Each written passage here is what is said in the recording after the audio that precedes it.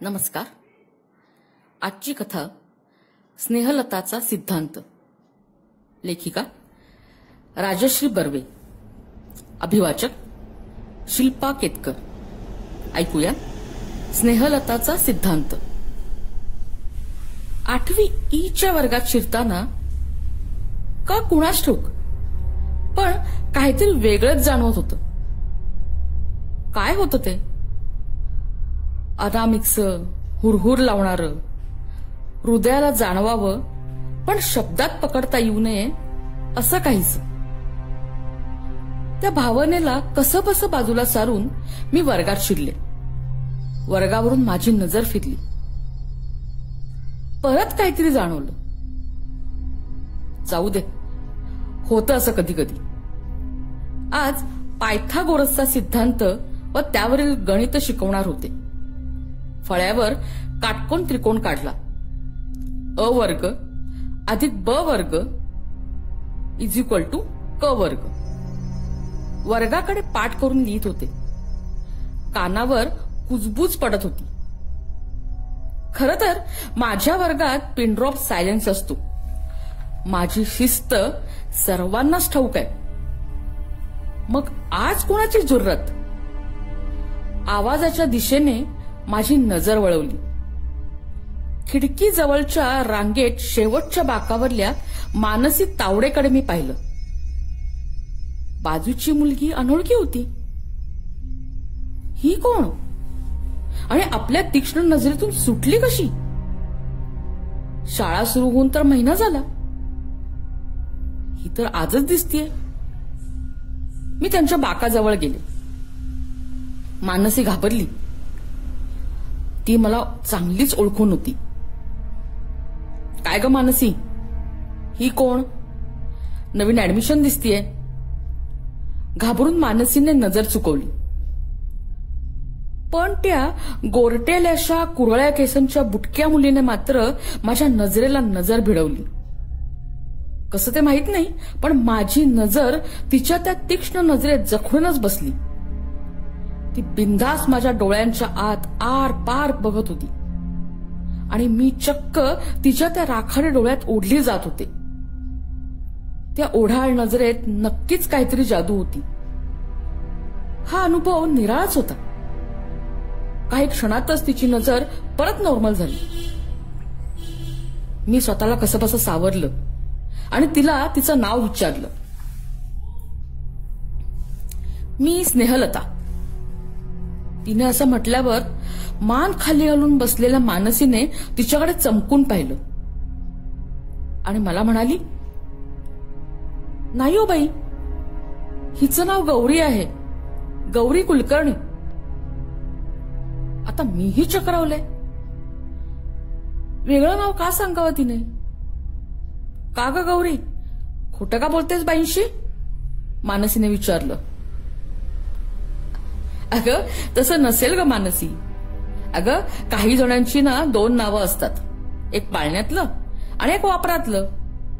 नाही का ग स्नेहलता? मी मुद्दाम तिनेच उच्चारलेलं नाव पुन्हा उच्चारलं.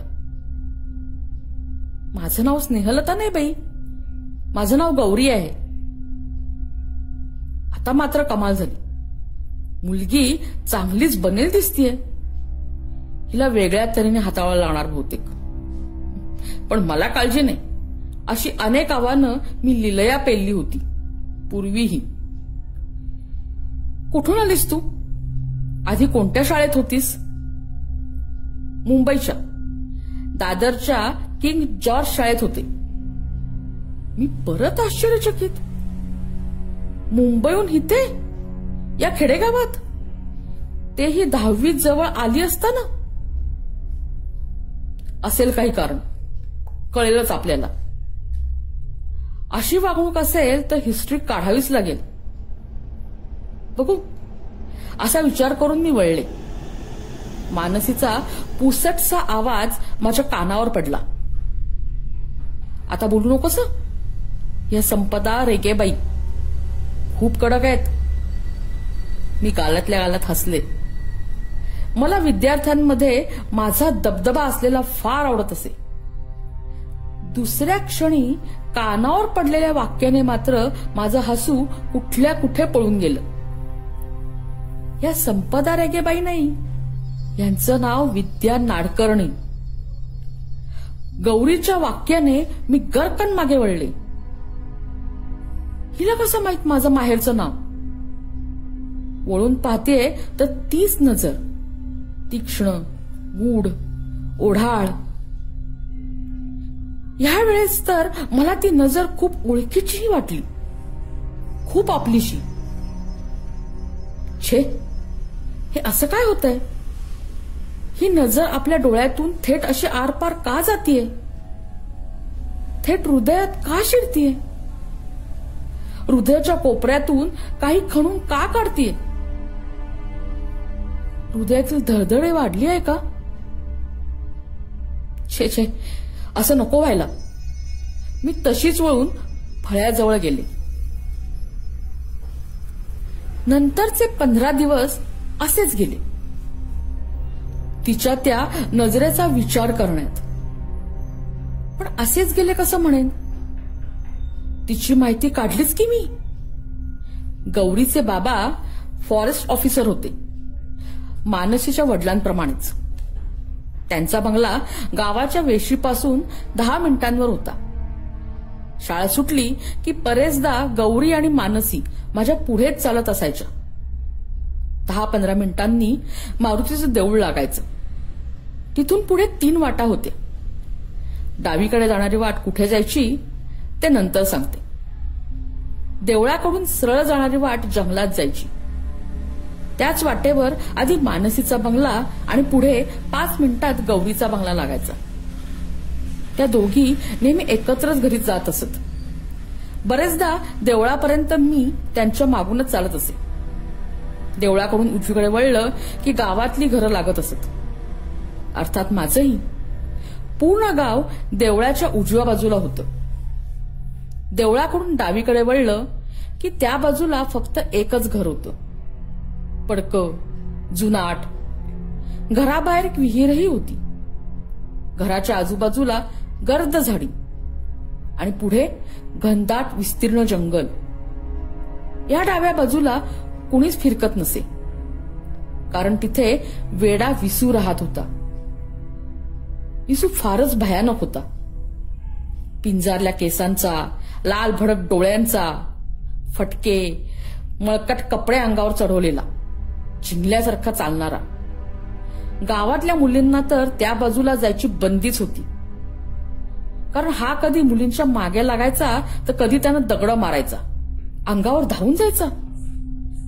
आणि तसंही देवळाच्या डाव्या बाजूला दुसरं काहीच नव्हतं. ना दुकान, ना शाळा, ना हमरस्ता. पुढे सगळं विस्तीर्ण जंगल. मग कोण कशाला जाते मारायला त्या बाजूला? मी गौरीच्या मागून चालताना बरेचदा पाहिलं होतं. ती नेहमी इथे आली की डावीकडेच बघत चालत असे, काही शोधत असल्याप्रमाणे. दाट अशा झाडींमुळे विसूचं घर, विहीर काही दिसायचं नाही. मानसीकडून गौरीची माहिती काढताना मी मानसीला परत एकदा बजावलं होतं. मानसी, वेड्या विसूच्या घराच्या बाजूला फिरकायचं सुद्धा नाही, सांगितलेस ना गौरीला? त्यावर ती म्हणाली, बाई वेडीचे आहे गौरी. त्या दिवशी मला ओढून नेत होती, तिथल्या वड्याच्या पारंब्यांना लोंबकळूया म्हणे. मग मी तिला वेड्या विसूबद्दल सांगितलं. तो मोठ्याने हसायला काय लागली आणि मग एकदम अबोलच झाली. बाई फार विचित्रच वागते हा अधूनमधून. ते तर मलाही जाणवत होतं. म्हणूनच गेल्या आठवड्यात तिची आई मला भेटायला आली होती तेव्हा मी तिची जुजबी चौकशी केली होती. मुळात ती मुंबईहून इथे का आली त्याची मला उत्सुकता होती. त्यावर तिची आई म्हणाली, तेही थोडं पुचकळ्यात टाकणार होतं. ती म्हणाली, अहो इतकी वर्ष हे बाहेर आणि आम्ही मुंबईत, पण ह्या वेळेस ह्यांचं पोस्टिंग इथे या गावात झालंय तर गौरी काय ऐकेच ना. मला गावचा अनुभव घ्यायचा आहे म्हणाली. हवं तर 10वी नंतर परत जाऊ, पण आता मात्र या गावातच बाबांबरोबर राहणार असं म्हणाली. मग हेही खुश झाले गौरीची आई कौतुकाने सांगत असली तरी मला मात्र काहीतरी खटकत होतं, एवढं मात्र खरं. काही दिवसांनी अजून एक विचित्र गोष्ट घडली, ज्यामुळे माझ्या मनातील गूढ अजूनच वाढलं. मी गणिताचा गृहपाठ तपासत होते. गौरीची वही हातात येताच मी ती नीट नजरेखालून घातली, अगदी शेवटच्या पानापर्यंत. शेवटचं पान पाहिलं तर एक नवीनच कोडं. वरच्या अर्ध्या भागात लिहिलं होतं पायथागोरसचा सिद्धांत, अ वर्ग अधिक ब वर्ग इज इक्वल टू क वर्ग. त्याच्या खाली लिहिलं होतं स्नेहलताचा सिद्धांत, जर अ ने ब ला मारलं तर ब ही अ ला मारू शकतो, नव्हे मारतोच. वाचून क्षणभर माझ्या छातीत धडकलंच. याचा अर्थ काय? हिच्या मनात आहे तरी काय? एक निश्चित आहे, गौरीला सायकोलॉजिकल प्रॉब्लेम आहे. अगदी नक्की. हिला समजवायला हवं लवकरच. नेमकी दुसऱ्या दिवशी मानसी गैरहजर होती. बरंच झालं. घरी जाताना गौरीशी बोलायचं असं ठरवलं मी, पण तेवढ्यात शिपाई बोलवायला आला. सरप्राईज इन्स्पेक्शन आहे अशी बातमी मिळाली होती म्हणून हेडबाईंनी तातडीची मीटिंग बोलावली होती. जाऊ दे, गौरीशी उद्या बोलू असं ठरवलं. दुसऱ्या दिवशी मानसी आली होती, पण गौरी गैरहजर होती. कारण कळलं ते भयानकच होतं.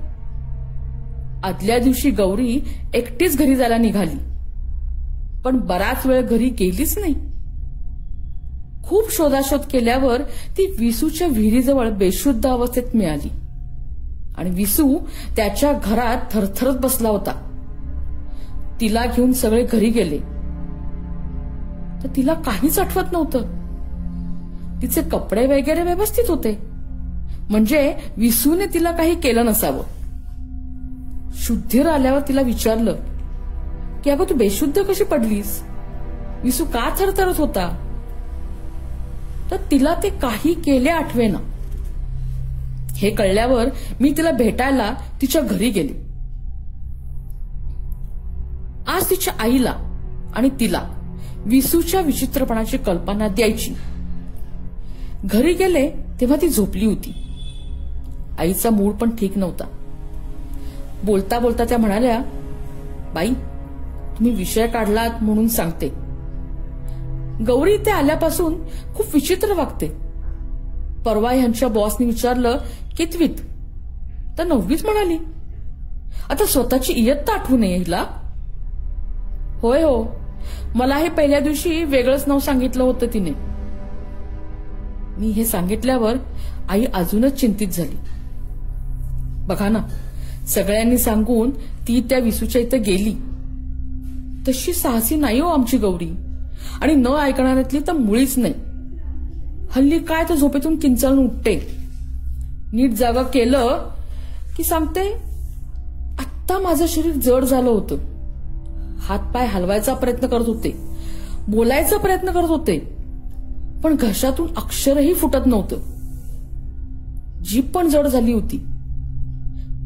जणू मी माझ्या शरीरात नव्हतेच मुळी. मला तर खूप भीती वाटते हो. खरं तर भूताकेतांवर विश्वास नाही आमचा, पण आता मनात येतंय एखाद्या मांत्रिकाला बोलवावं का. त्या मला विचारत होत्या, एका गणित आणि विज्ञानाच्या शिक्षिकेला. मला ते पटण्यासारखं नव्हतंच. जर आपल्याला कळतंय की गौरीचं वागणं नॉर्मल नाही, तिला सायकॅट्रिस्ट किंवा निदान काउन्सिलरकडे ते न्यायला हवं. हे मी म्हटलं खरं, पण गौरीच्या बाबतीत मात्र हे फक्त मानसिकच आहे किंवा काय, यावर माझंही मत नक्की होत नव्हतं. शिवाय गौरीची ती गूढ नजर, माझ्या नजरेला अडकवून ठेवणारी, त्याबद्दल माझ्याकडे कुठलंही स्पष्टीकरण नव्हतं. पण आता या परिस्थितीत मला त्या नजरेबद्दल, विहित लिहिलेल्या सिद्धांताबद्दल आईला काहीही सांगणं बरोबर वाटेना. आईला भेटून उकल होण्याऐवजी कोडं वाढतच चाललं होतं. मी निघाले. देवळापर्यंत चालत आले आणि माझ्याही नकळत माझी नजर विसूच्या घराच्या दिशेने गेली. शरीरावर सरकन काटा उभा राहिला. हृदयात धडकलं. श्वास जोरात होऊ लागला. मनावरचं ओझं घेऊन पटकन गावाच्या दिशेने वळले. मनाला बजावलं, छे, मला काहीच माहिती नाहीये, मला काहीच आठवत नाहीये. पावलं सर सर घराच्या दिशेने पडत होती. वाट नेहमीचीच. गाव माझंच. हेच माझं माहेर आणि हेच माझं सासर. लग्न होऊन दुसऱ्या गावात गेले खरी, पण बदली होऊन परत माहेरच्याच गावात आले. इतक्या लवकर बदली होत नाही. मग माझीच का झाली? माझ्या घरापासून आईचं घर जवळ होतं, पण आई भावाबरोबर पुण्यात राहत होती. तिची खूप आठवण झाली. ती असती तर तिच्या मांडीवर डोकं ठेवून रडता तरी आलं असतं. डोळ्यातील पाणी अलगट टिपलं. पावलांचा वेग वाढवला. घरी जाऊन सरळ आवरून झाल्यावर ध्यान लावायचं थोडा वेळ, मन शांत तरी होईल. सरप्राईज इन्स्पेक्शन झालं. आधी माहित असल्यानं बरं पडलं. आज मात्र जाताना नक्की गौरीशी बोलायचं असं ठरवलं. गौरी, तू संध्याकाळी गेटपाशी थांब. मानसी, तू पुढे जा. मला गौरीशी थोडं बोलायचंय असं सांगूनही ठेवलं. शाळा सुटली. पर्स घेऊन मी घाईघाईत निघाले, पण तेवढ्यात इन्स्पेक्टरनी बोलावलं. गच्चीचं इन्स्पेक्शन राहिलं होतं. हेडबाईंनी त्यांच्याबरोबर गच्चीत जायला सांगितलं. मग मात्र मी शिपायाकडून गौरीला निरोप पाठवला.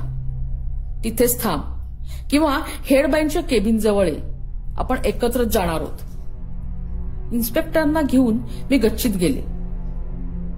त्यांना आवश्यक ती माहिती दिली. गच्चीतून जे पाहिलं त्याने मात्र माझे होश उडवले. शांताराम गेटवर गौरीला शोधत होता आणि लांबवर मला आमच्या शाळेच्या युनिफॉर्मचा एक ठिपका देवळावरून डावीकडे वळताना दिसत होता. नशिबाने इन्स्पेक्टरची पाहणी पण झाली होती. घाईघाईत मी त्यांना हेडबाईंच्या हवाली केलं आणि निघाले, जवळजवळ धावतच. माझ्यासारख्या कर्तव्यदक्ष शिक्षिकेची जायची गडबड पाहून हेडबाईंना पण आश्चर्य वाटलं. पण माझा नाईलाज होता. आता मला कुणाचीच पर्वा नव्हती. माझ्या डोळ्यासमोर फक्त आणि फक्त गौरी होती. तिला काही झालं असतं तर त्याला सर्वस्वीपणे मीच जबाबदार असणार होते. नेहमीचा पायाखालचा रस्ता आज तो लांब भासत होता. एवढं पळण्याची सवय नव्हती. शाळा सुटून खूप वेळ झाला होता, त्यामुळे रस्ता निर्मनुष्य होता. मला चांगला श्वास लागला होता. घामही निथळत होता. देवळापर्यंत आले. देऊळही बंद झालं होतं. मगाशी निळ्या युनिफॉर्म मधल्या कुणाला तरी विसूच्या घराकडे वळताना पाहिलं होतं. हो, ती नक्कीच गौरी होती. मनाचा हिया करून मीही डावीकडे वळले. त्या गर्द झाडीत शिरले. घर लगेच नव्हतंच. पावलांमुळे खालच्या सुकलेल्या पानांचा आवाज होत होता. गार वाराही सुटला होता. झाडांच्या पानांची सळसळ होती. तिन्ही सांजेची वेळ, तीच वेळ, अगदी तशीच, तसाच दिवस, अमावास्येचा. सारं काही आठवलं एका दमात. 15 वर्षापूर्वीचे, अगदी जसंच्या तसं. असेच तर आलो होतो आपण. छे, नकोच ती आठवण. आणि आता तर अजिबात नको. एवढ्या मुश्किलीने विसरायचा प्रयत्न करतोय. इतकी वर्ष आपण आज त्याच जागी आलोय तर आठवणारच ना. पण नको, आता ते काही नको. आता फक्त गौरीचा हात धरून तिला घेऊन इथून बाहेर पडायचंय, लवकरात लवकर. विसू असेल का? तो आपल्याला ओळखेल का? नको, देवा, विसू नको असू दे, आणि असलाच तर त्याला विरोध करायचे बळ मला दे. आम्हा दोघींना इथून सुखरूप बाहेर काढ. मी आज जात राहिले आणि आणि समोरचे ते दृश्य पाहून अक्षरशः थिजून गेले. विसू विहिरीच्या काठावर उभा होता, बहुधा कळशीने पाणी काढण्याच्या पावित्र्यात. त्यालाही माहित नव्हतं गौरी त्याच्या मागे उभी होती, त्याला ढकलण्याच्या पावित्र्यात. मी धावत जाऊन गौरीला अडवणार होते, तेवढ्यात तेवढ्यात तेवढ्यात गौरीने त्याला सर्व शक्तीनिशी ढकलून दिलं. विसूची एक मोठी किंकाळी ऐकू आली आणि मागून त्याचा पाण्यात पडण्याचा आवाज. आणि मग मग मग मात्र सारं काही शांत, जणू काही घडलंच नाही.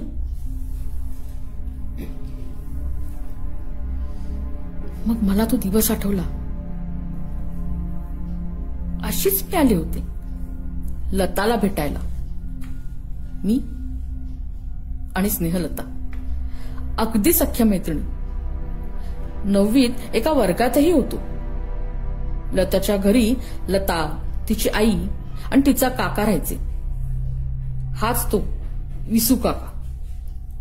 लताचे वडील गेले आणि त्याला 1-1.5 वर्ष झालं असेल, आणि अचानक तिची आईही गेली काळवीलने. त्या दिवशी आई जाऊन 13 दिवस झाले होते. विसू काका घाणेरडा आहे. त्याचं वर्तन आई बरोबर तर चांगलं नव्हतंच, पण लतावरही त्याचा डोळा होता. लताला विसू काका बरोबर एकट्याला राहायचं नव्हतं. आजी, मावशी कोण घेऊन जाईल त्यांच्याबरोबर मी जाणार असं म्हणाली होती. तिचं काय ठरलं आहे हे बघायला म्हणून मी गेले होते. आवारात शिरले तेव्हा लताचा मोठमोठ्याने ओरडल्याचा आवाज येत होता.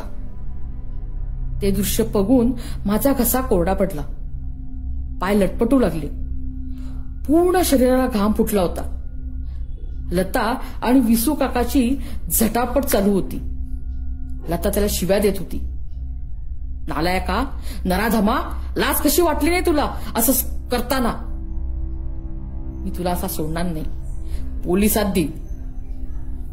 बहुधा लता विहिरीवर पाणी भरायला आली असणार आणि तेवढ्यात विसूने तिला, तू पोलिसांना काहीच सांगणार नाहीस, कळतंय तुला? मुळीच नाही. मी सांगणार, तुला मुळीच सोडणार नाही. तसंही माझ्या आयुष्यात आता काहीच अर्थ राहिला नाहीये. रडत ओरडत लता म्हणत होती. नाही राहिला ना, मग जा मर, असं म्हणून क्षणार्धात विसूने तिला विहिरीत ढकललं. ते सगळं बघून मी घाबरले. कदाचित त्याने लताला जे केलं तेच आपल्याला केलं तर?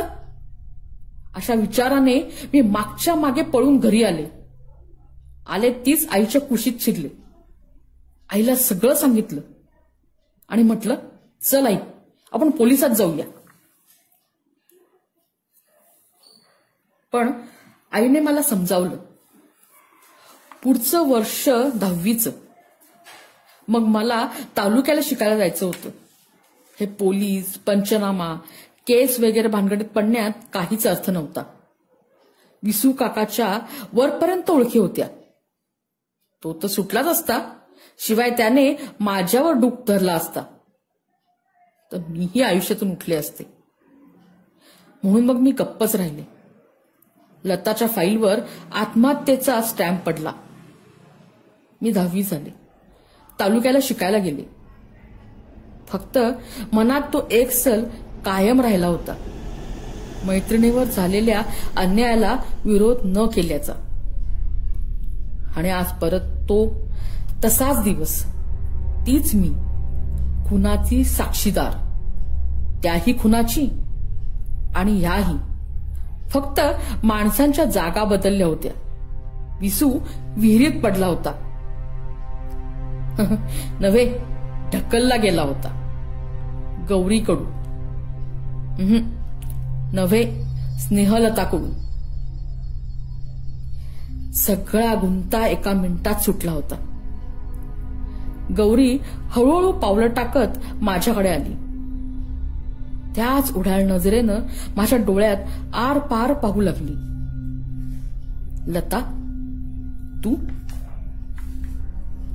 आता तरी ओळखलंस ना विद्या? माझा हात तिने हातात घेतला. म्हणजे तू सूड घेण्यासाठी? होय. माझा स्नेहलताचा सिद्धांत आठवतोय ना वहीतला? अगं हो, पण या सर्वाचं सावट उगाच गौरीच्या आयुष्यावर. काळजी करू नकोस ग, माझं इस्पित साध्य झालंय. आता गौरीचंच आयुष्य जगेल. मी शब्द देते तुला. पण आता या खुनाचं पालंट उगाच तिच्यावर. काय म्हणालीस तू विद्या? खून? कुठला खून? कुणाचा? कुणी केला? ओ, त्या नराधमाबद्दल म्हणतेस होय? अगं तो विसू वेडा आहे. त्याने तर आत्महत्या केली आहे, त्याच्या पुतणीसारखीच. बहुधा घराण्यातच वेडा आहे त्यांच्या. कळतंय का तुला? आणि हो, ह्यातलं तर तुला काहीच माहिती नाही. चल पटकन निघूया इथून, घरी जाऊया. उद्या विसूच्या आत्महत्येची बातमी येईलच आपल्यापर्यंत, नाही का? तिचे ते शब्द ऐकून माझेही डोळे लकाकले. मी हसून स्नेहलताकडे गौरीकडे पाहिलं. एकमेकींच्या हातात हात घालून आम्ही देवळापर्यंत कधी आलो ते कळलंही नाही.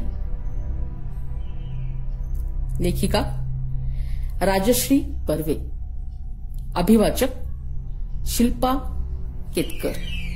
स्नेहलताचा सिद्धांत.